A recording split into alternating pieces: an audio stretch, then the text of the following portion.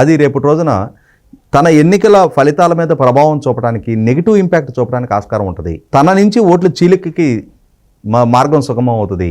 అది తన గెలుపు అవకాశాన్ని దెబ్బతీస్తుందని చెప్పని ఆయన ఆందోళన చెందుతున్నట్టుగా వార్తలు వస్తున్నాయి. ఎందుకంటే ఇక్కడ జరుగుతున్నది ఇప్పటికే ప్రభుత్వ వ్యతిరేక ఓటు చీలకుండా ఉండటం కోసం తెలుగుదేశం జనసేన మధ్య సైజ్యతో కూడిన ఒక ఒప్పందం కుదిరిపోయింది. ఆ రెండు పార్టీలు కలిసి ఎన్నికలకు వెళ్ళాలి అని చెప్పని నిర్ణయం చేసుకున్నాయి.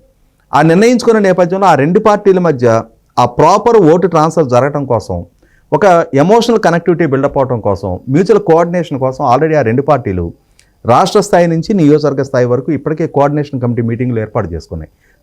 సమన్వయ సమావేశాలు ఏర్పాటు చేసుకున్నారు. ఆ చేసుకున్న నేపథ్యంలో ఇప్పుడు ఆ రెండు పార్టీలు ప్రభుత్వానికి వ్యతిరేకంగా ఒక ఉమ్మడి మేనిఫెస్టోతో, ఉమ్మడి కార్యాచరణతో, ఉమ్మడి ప్రోగ్రామింగ్ ద్వారా ప్రజల్లోకి వెళ్ళిపోతున్నారు.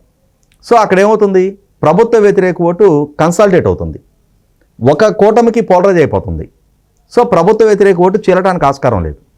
రేపు రాబోయే ఎన్నికలు 100% టీడీపీ జనసేన కూటమి వర్సెస్ ప్రభుత్వంగా జరగబోతున్నాయి. ఇటువంటి నేపథ్యంలో ప్రభుత్వ వ్యతిరేక ఓటు చీలటానికి కాంగ్రెస్ పార్టీకి స్కోప్ లేదు.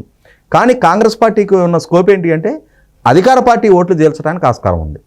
అది జగన్మోహన్ రెడ్డి గారి పార్టీకి అటు ప్రతిపక్షం వైపు నుంచి గోడ దెబ్బ, ఇటు కాంగ్రెస్ పార్టీ వైపు నుంచి చెంపదెబ్బలాగా మారడానికి ఆస్కారం ఉంది. ఇది 100% అడకత్తెరలో పోకచెక్క అంటారు, అట్లా అయిపోతుంది ఇవాళ వైసీపీ పార్టీ పరిస్థితి. ఈ నేపథ్యంలో ఎన్నికల ముందు ఇటువంటి సవాలు ఎదురుగావటం ఆయన ఊహించలా.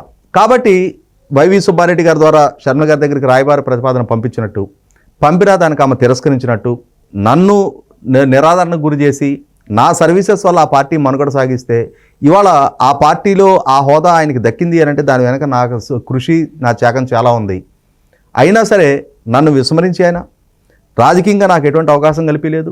నా సర్వీసెస్ని పూర్తి స్థాయిలో వాడుకొని కూడా నాకు కనీస గుర్తింపు ఆ పార్టీలో ఇవ్వలేదు. అదే సందర్భంలో ఆస్తుల పరంగా నాకు జరగాల్సిన న్యాయం కూడా జరగలేదు అని చెప్పని ఆమె తన ఆక్రోశాన్ని వెలుపుచ్చినట్టు, ఇటువంటి ప్రతిపాదనతోటి మళ్ళీ నా దగ్గరికి రావద్దు అని చెప్పని తిరస్కరించినట్టుగా కూడా, చాలా కఠినంగానే సమాధానం చెప్పినట్టుగా కూడా వార్తలు వచ్చాయి.